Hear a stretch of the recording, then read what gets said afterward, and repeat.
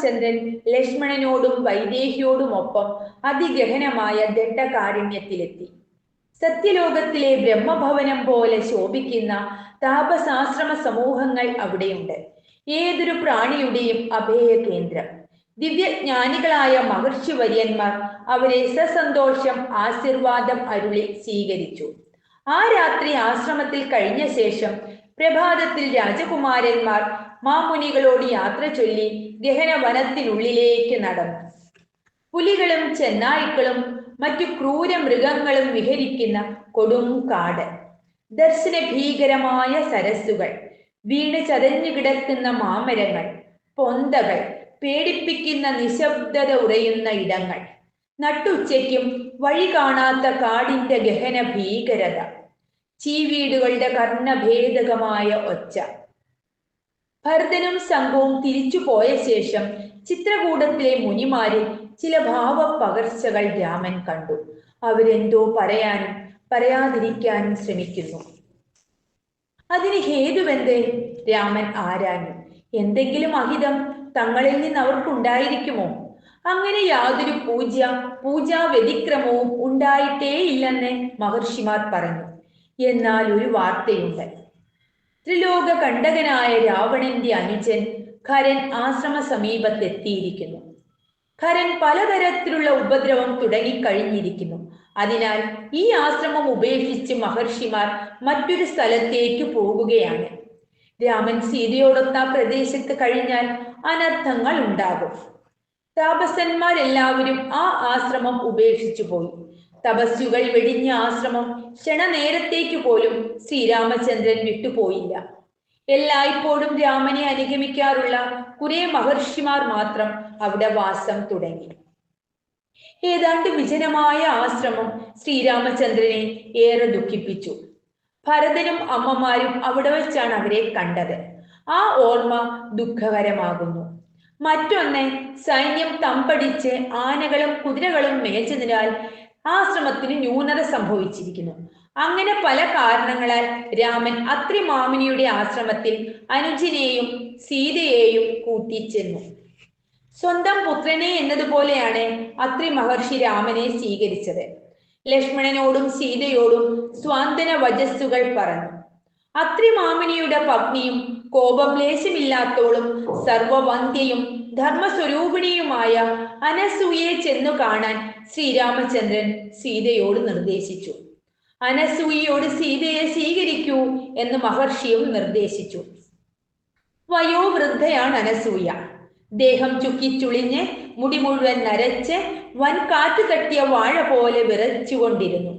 പാദ നമസ്കാരം ചെയ്ത സീതയെ അനസൂയ അനുഗ്രഹിച്ചു. ഭർത്താവിനോടൊപ്പം അയാളുടെ ദുർദശയിലും വിടാതെ പിന്തുടരുന്ന സീതയുടെ സഹധർമ്മചാരിത്വത്തെ അനുമോദിച്ചു. മഹാസതിയായ സീതാദേവിയുടെ പൂർവവൃത്തം അനസൂയ ചോദിച്ചതിനാൽ സീത പറഞ്ഞു കേൾപ്പിച്ചു. അയോനിജയായി പിറന്ന് ധർമ്മിഷ്ഠനായ ജനകന് പുത്രി ആയതും പരമേശ്വര ചാപം ഖണ്ഡിച്ച് ശ്രീരാമൻ പാണിഗ്രഹണം ചെയ്തതുമായ അത്ഭുത കഥയാണ് സീത പറഞ്ഞത്. സീതയ്ക്ക് അനസൂയ തന്റെ തപസ്സിന്റെ പുണ്യമായ അനുഗ്രഹങ്ങൾ നൽകി. ഒപ്പം ദിവ്യമായ മാലയും വസ്ത്രങ്ങളും ആഭരണങ്ങളും മികച്ച കുറിക്കൂട്ടുകളും അംഗരാഗവും നൽകി. ഉത്തമമായ ദിവ്യാംഗരാഗം പൂശിയാൽ സാക്ഷാൽ മഹാലക്ഷ്മി വിഷ്ണുവിന് എന്നതുപോലെ സീത ഭർത്താവിന് ശോഭയേകും. രാത്രിയായി.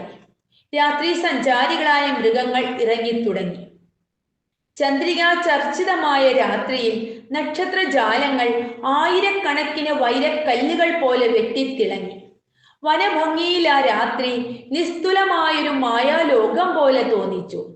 താൻ നൽകിയ വസ്ത്രാഭരണങ്ങൾ അണിഞ്ഞ് സീത തന്നെ ആനന്ദിപ്പിക്കണമെന്ന് അനസൂയ ആവശ്യപ്പെട്ടു. സീതയുടെ അനവദ്യ സൗന്ദര്യം കണ്ണിറയെ കണ്ട ശേഷം രാത്രി അതിക്രമിക്കുന്നതിനാൽ ഭർത്തു ശുശ്രൂഷ തത്പരയായ സീതയെ ശ്രീരാമ സന്നിധിയിലേക്ക് പോകാൻ അനസൂയ അനുവദിച്ചു. സർവാലങ്കാരയുക്തയായി മഹാദേവിയെ പോലെ പ്രശോഭിച്ച സീത തനിക്ക് അനസൂയയിൽ നിന്ന് ലഭിച്ച ദിവ്യ അലങ്കാരങ്ങളെ പറ്റി രാമനോട് പറഞ്ഞു കേൾപ്പിച്ചു. രാമനും ലക്ഷ്മണനും സീതയും ആ പുണ്യരാത്രി താപസന്മാരുടെ സൽക്കാരത്തിൽ കൃതാർത്ഥരായി കഴിച്ചു. ഉദയസൂര്യന്റെ പ്രഭ കിഴക്കേ ദിക്കിനെ ചെമ്പട്ടണിയിച്ചപ്പോൾ സ്നാനഹോമാദികൾ കഴിഞ്ഞ് വിശ്രമിക്കുന്ന മാമുനിമാരോട് ശ്രീരാമചന്ദ്രൻ യാത്ര ചോദിച്ചു. അവർ അനുഗ്രഹപൂർവം പറഞ്ഞു, യോഗീശ്വരന്മാർക്ക് നിർബാധം യാഗങ്ങൾ കഴിക്കാനാകാതെ ഉണ്ടാകുന്ന രാക്ഷസ പീഡയ്ക്ക് അറുതി വരുത്തുവാൻ രാമൻ അവർ ചൂണ്ടിക്കാണിക്കുന്ന മാർഗത്തിലൂടെ നടന്ന് ദണ്ഡകാരണ്യത്തിലെത്തണം. വിപ്രന്മാരും മഹർഷിമാരും കൈകൂപ്പി മംഗളാശിസുകൾ നൽകി. അത് സവിനയം സ്വീകരിച്ച് അവർ മൂവരും ഗഹനവനത്തിലേക്ക് നടന്നു. ക്രൂര ജന്തുക്കൾ വാഴുന്ന വനാന്തർഭാഗത്തെ അതാ മനുഷ്യനെ പിടിച്ചു തിന്നുന്നൊരു ഭീകര രാക്ഷസൻ. ഏതു ധീരനെയും പേടിപ്പെടുത്തുന്ന ദീർഘമായ ശരീരം, അത് മുഴുവൻ മാംസക്കൊഴുപ്പുകൾ ചാലിട്ടൊഴുകുന്നു. അനേകം ജന്തുക്കളെ കോർത്തെടുത്ത മാംസഗോപുരമായ ഇരുമ്പ് ശൂലമുണ്ട് കയ്യിൽ. ശരീരത്തിന്റെ ചുളിവുകളിലൊക്കെ മാംസാവശിഷ്ടങ്ങൾ, ചെമ്പിച്ച തലമുടിയും ക്രൗര്യം നിഴലിക്കുന്ന ഇടുങ്ങിയ കണ്ണുകളും. കാട് നടുങ്ങുന്ന അലർച്ചയോടെ അവൻ ശ്രീരാമ ലക്ഷ്മണന്മാരുടെ മുന്നിൽ എത്തിക്കഴിഞ്ഞു. സീതയെ കണ്ടതും അലറിപ്പാഞ്ഞു ചെന്നൊക്കത്തെടുത്തു. ഭൂമി പിളരുന്ന ശബ്ദത്തിൽ അട്ടഹസിച്ചുകൊണ്ട് പറഞ്ഞു, ജടാവൽക്കങ്ങൾ ധരിച്ച തപസ്വികൾക്ക് ഭാര്യ എന്തിന്? വിരാതനാണ് ഞാൻ, കാട്ടിലെ മുനികളെ കൊന്നു തിന്നുന്ന രാക്ഷസൻ. രാക്ഷസന്റെ ഒക്കത്തിരുന്ന് സതീരത്നമായ സീത വിലപിക്കുന്നത് കണ്ട രാമൻ വിഷാദം കൊണ്ട് വെറുങ്ങലിച്ചു പറഞ്ഞു, എന്നെ കാട്ടിലേക്ക് അയച്ച കൈകേയിക്ക് ഇന്ന് സംതൃപ്തിയായി തീർന്നു. സീതയെ മറ്റൊരാൾ സ്പർശിച്ചുവല്ലോ. വിരാതൻ സ്വയം പരിചയപ്പെടുത്തി, ശതഹൃദയുടെ പുത്രനാണ് ഞാൻ. ശസ്ത്രങ്ങൾ കൊണ്ട് എന്നെ മുറിപ്പെടുത്തി വധിക്കാനാവില്ല എന്നൊരു വരം ബ്രഹ്മാവിൽ നിന്ന് ലഭിച്ചിരിക്കുന്നു. അതെ, അതാണ് അയാളുടെ നേർക്ക് രാമനും ലക്ഷ്മണനും അയച്ച ക്രൂരശരങ്ങൾ അവനെ മുറിപ്പെടുത്താതിരുന്നത്. രാമലക്ഷ്മണന്മാർ വാളുകൊണ്ട് വെട്ടിയിട്ടും അവനൊന്നും ഏശിയില്ല. ആ പുരുഷ കേസരികളെ രാക്ഷസൻ ചുറ്റിപ്പിടിച്ച് കാട്ടിലേക്ക് പോകാൻ തുടങ്ങിയപ്പോൾ രാമൻ അത് അനുവദിച്ചു. അവന്റെ വഴിക്ക് തന്നെയാണ് ആ തപസ്വികൾക്ക് പോകേണ്ടത്. വഴി കാണിക്കട്ടെ. വൻ കാട്ടിൽ വെച്ച് അവർ വിരാതനെ മുഷ്ടി കൊണ്ട് ഇടിച്ചു ചതച്ചു. നിലത്ത് വീണ അവനെ കുഴിയിലിട്ടു മൂടാൻ ശ്രീരാമചന്ദ്രൻ കൽപ്പിച്ചപ്പോൾ വിരാതന് ആളെ മനസ്സിലായി. അവൻ വിനയാന്വിതനായി ശ്രീരാമ ലക്ഷ്മണന്മാരെ തിരിച്ചറിഞ്ഞു. തന്റെ പൂർവകഥ പറയാൻ ആരംഭിച്ചു.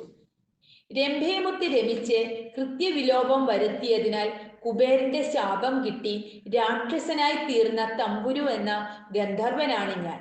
എനിക്കിപ്പോൾ ശാപമോക്ഷം കിട്ടിയിരിക്കുന്നു. അത് കുബേരൻ പ്രവചിച്ചിരുന്നു. മരിച്ച രാക്ഷസർക്ക് ശാശ്വത സുഖം കിട്ടാൻ മണ്ണിൽ കുഴിച്ചു മൂടണം. ശ്രീരാമന്റെ താടനമേറ്റ് ശാപമോക്ഷം കൈവന്ന തമ്പുരു ഗന്ധർവ രൂപം പ്രാപിച്ച് സ്വർഗത്തിലേക്ക് പോകും മുമ്പേ പറഞ്ഞു, ശ്രീരാമലക്ഷ്മണന്മാരും സീതയും ശരഭംഗൻ എന്ന തപസ്വിയുടെ ആശ്രമത്തിലെത്തി അനുഗ്രഹം തേടണം.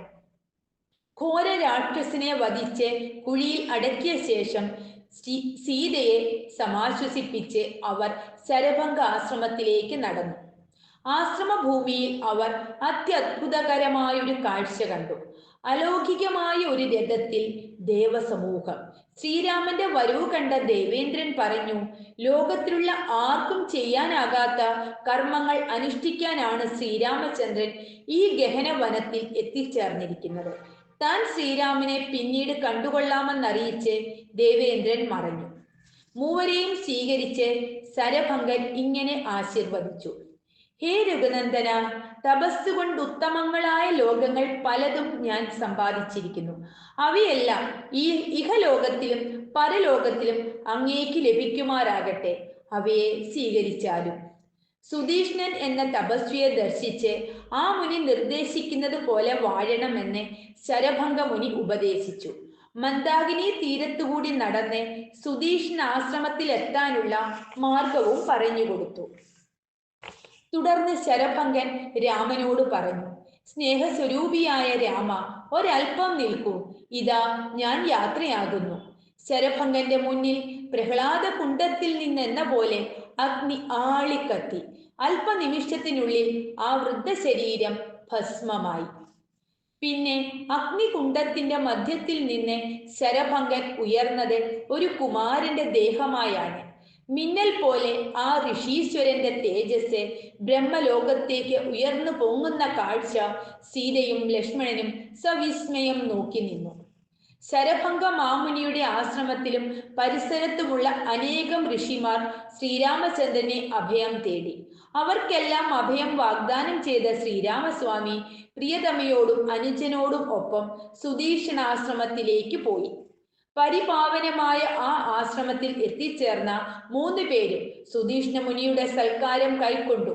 സുധീഷ്ണാശ്രമത്തിന് സമീപമുള്ള എല്ലാ ആശ്രമങ്ങളും സന്ദർശിച്ച് പ്രകൃതിയുടെ മനോഹാരിത മനം നിറയെ ആസ്വദിച്ച് പ്രകൃതിയുടെ മടിത്തട്ടിൽ കഴിച്ചു കൂട്ടിയ ശേഷം യാത്ര പറഞ്ഞ രാമനോട് വീണ്ടും തന്റെ ആശ്രമത്തിലേക്ക് വരണം എന്ന് മുനി നിർദ്ദേശിച്ചു.